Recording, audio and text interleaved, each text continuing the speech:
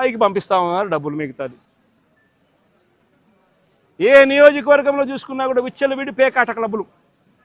ప్రతి పేకాట క్లబ్కు కూడా రేటును బట్టి 10,000 రూపాయలు పేకాట క్లబ్ అయితే నెలకు 6 లక్షలు ఇవ్వాలి.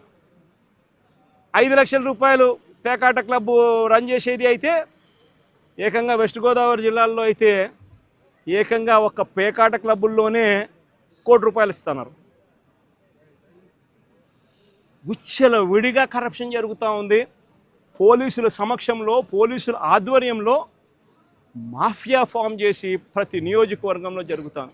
నియోజకవర్గంలో ఏ పరిశ్రమ ఉన్నా కూడా ఆ పరిశ్రమ నడుపుకోవాలి అని అంటే ఆ పరిశ్రమ యజమానులు వచ్చి ఎమ్మెల్యేకి ఇంత డబ్బు ఇవ్వాలా, పోలీసులు లేకపోతే ఎమ్మెల్యేని కలసమని చెప్పి ప్రోత్సహించేట్టుగా వీళ్ళు పోయి ప్రెజర్ పెడతారు.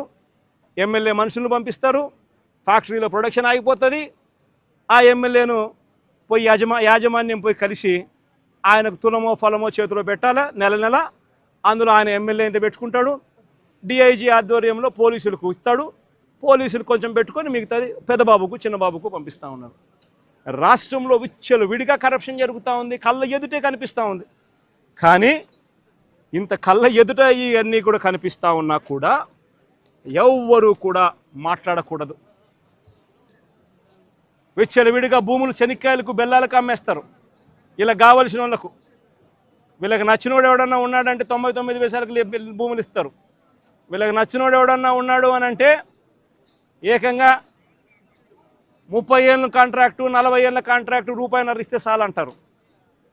విచ్చలవిడిగా భూములు శనిక్కాయలకు బెల్లాలకు అమ్మేస్తూ ఉన్నారు. ₹4.60 పీపీఎల్ చేసుకుంటా ఉన్నారు. ₹2.49 మేము ఆ రోజుల్లో పీపీఎల్ చేసుకుంటే నానా యాగి చేసిన ఇదే పెద్ద మనుషులు. అంత విచ్చలవిడిగా కరప్షన్ ఒక వైపున జరుగుతూ ఉంది. మరోవైపున సూపర్ 6, సూపర్ 7లు గాలికి ఎగిరిపోయాయి. ప్రతిదీ కూడా మోసమని తేలిపోయింది. వ్యవస్థలన్నీ కూడా పూర్తిగా నీరుగారిపోయిన పరిస్థితులు కనిపిస్తూ ఉన్నాయి. ఏ మనిషి కూడా సంతోషంగా లేని పరిస్థితిలో చంద్రబాబు ప్రభుత్వంలో కనిపిస్తూ ఉంటే ఈ మనుషుల తరపున, ఈ ప్రజల తరపున ఏ గొంతు వినపడకూడదు అని చెప్పి ఏకంగా ఈ పెద్ద మనిషి పెన్నెల్లి రామకృష్ణారెడ్డిని జైల్లో పడేసినాడు. ఈయన 4 సార్లు ఎమ్మెల్యే. దళిత మాజీ ఎంపీ నందిగాం సురేష్ను 190 రోజులు జైల్లో పెట్టినాడు. ఈయన దళిత మాజీ ఎంపీ. మాజీ మంత్రి జోగి రమేష్ కొడుకును రాజీవ్ అనేవాడిని ఆయనను జైల్లో పెట్టినాడు కేసులు పెట్టి.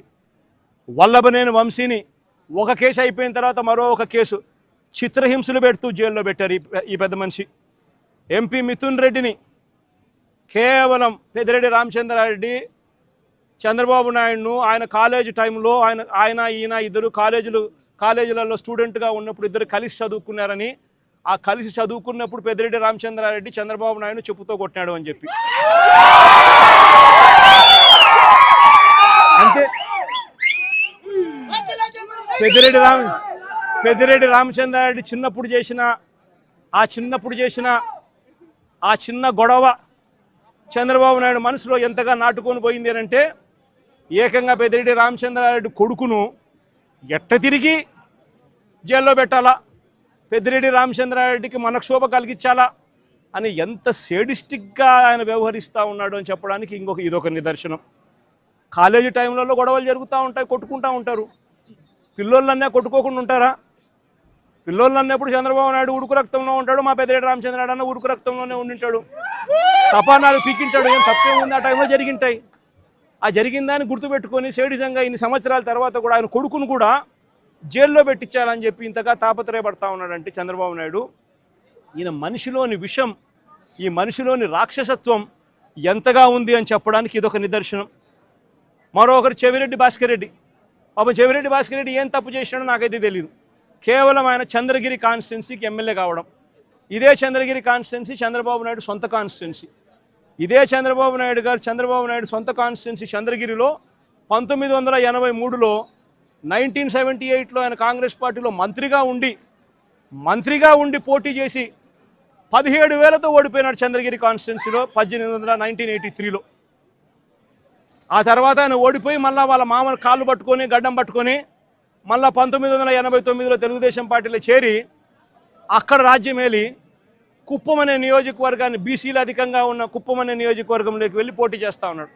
ఈ చంద్రగిరి నియోజకవర్గం ఆయన చేతుల్లో నుంచి వెళ్ళిపోయింది అని, ఈ చంద్రగిరి అనే నియోజకవర్గం ఆయన సొంత ఊరుంది కాబట్టి అక్కడ ప్రజలు చంద్రబాబు నాయుడు ఓడించినారు అని బాధ తట్టుకోలేక భాస్కర్ను వేధించి జైల్లో పెట్టించే కార్యక్రమాలు చేస్తూ ఉన్నాడు. చివరికి భాస్కర్ ఒకడే కాదంట, భాస్కర్ కొడుకు మొన్న కంటెస్ట్ చేసినాడు. పాపం లండన్ నుంచి వచ్చినాడు పాపం ఆ పిల్లోడు కూడా మొన్న కంటెస్ట్ చేసినాడు. ఆ పిల్లోని కూడా కేసులో పెట్టినారు. ఇదే పెద్ద మనిషి చంద్రబాబు నాయుడు కొడాలి నానిని, పేర్ని నాని భార్యను కూడా చివరికి అని కూడా చూడకుండా ఆమెను కూడా కేసులో పెట్టాలని చిత్రహింసలే. అనిల్ కుమార్ యాదవ్ ఇక్కడ జిల్లాలో మీ అందరికీ పరిచయస్తుడైన బీసీ నాయకుడు, మంత్రిగా ఎదిగిన వ్యక్తి, యువకుడు, ఇలాంటి వ్యక్తిని కూడా దొంగ కేసుల్లో ఇరికిచ్చాలని చెప్పి ఏకంగా ప్రయత్నం చేస్తే ఆ కేసులో ఆ విట్నెస్ వెళ్ళి జడ్జి ముందర పోలీసులు నన్ను 3rd డిగ్రీ ఉపయోగించి నన్ను దొంగ స్టేట్మెంట్ తీసుకునే ప్రయత్నం చేశారు అని చెప్పి ఏకంగా మెజిస్ట్రేట్ ముందర చెప్పినాడు అని అంటే ఎంతటి దారుణంగా వీళ్ళు పోలీసులను ఉపయోగిస్తున్నారని చెప్పడానికి ఇదొక నిదర్శన.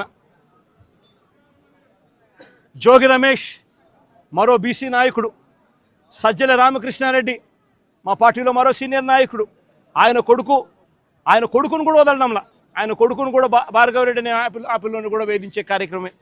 వైవి సుబ్బారెడ్డి మరో మా పార్టీకి సంబంధించిన మరో సీనియర్ నాయకుడు, ఆయనను ఒక్కడే కాదు ఆయన కొడుకును కూడా మళ్ళీ తీసుకొచ్చే కార్యక్రమం. దేవినేని అవినాష్ విజయవాడకు సంబంధించి దేవినేని అవినాష్ మా జిల్లా కృష్ణా జిల్లా అధ్యక్షుడు, ఆయనను కూడా చిన్నపిల్లోడని కూడా చూడకుండా ఆయన మీద కూడా కేసులే.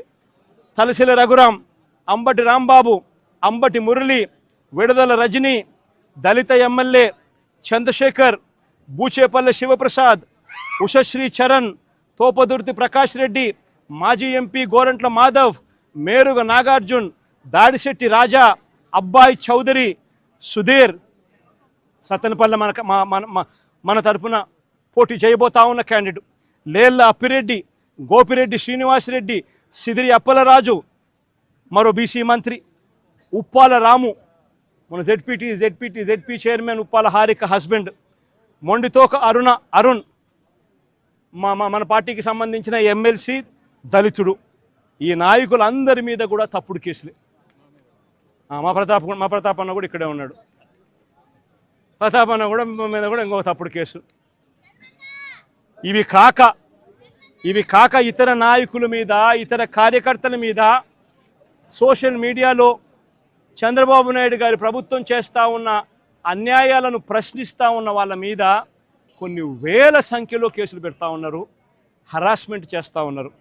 నేను అడుగుతా ఉన్నా చంద్రబాబు నాయుడు గారిని, అయ్యా చంద్రబాబు, నువ్వు చేసే ప్రతి పని